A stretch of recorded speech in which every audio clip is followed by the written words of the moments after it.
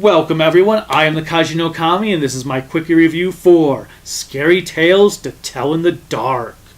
Wow, that's a mouthful of a name.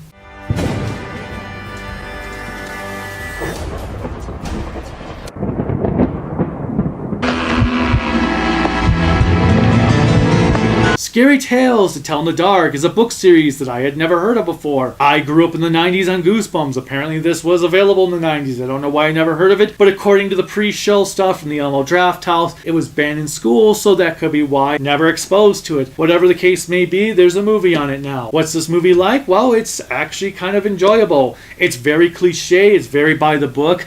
It's a movie based on a book series, and I say it's by the book, but it's by the book as far as horror tropes go. It follows exactly how you think things are going to go. There are a few scenes that do drag on and on at times. I feel like the movie could have been probably about 10 minutes shorter. Ultimately, though, there are some legitimate pieces of suspension, tension, horror involved in this movie. The monster designs are pretty cool. Like there's this disembodied creature at the end who's doing all these body contortions and stuff. That's pretty damn awesome. There's this scarecrow that looks cool. There's this really well done scene in the hospital, but the problem was the scene in the hospital, you were waiting forever for it to happen because it just took so damn long. So when it finally happened, you're like, this is cool, but this should have been like 5 minutes ago. The characters are what you'd expect. They all do the same things you expect them to do. If you're used to like the Friday the 13th series or Nightmare on Elm Street series, the death scenes are going to feel pretty tame. They work in this context. Some of them are kind of unique and cool in the way that they're executed. Overall, it was a good time. It's worth a one-time watch. I give it a solid 7 out of 10.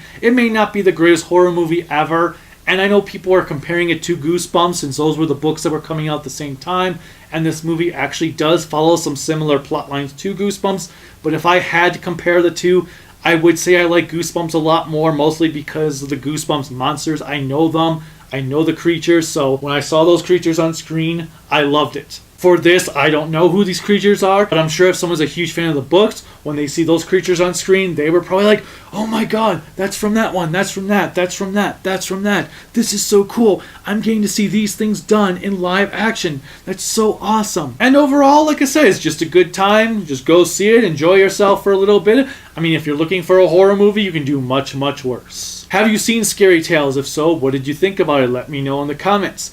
If not, do you have any interest in it? Have you read the books? If you have, what's your favorite story? How do you compare it to Goosebumps if you read Goosebumps too?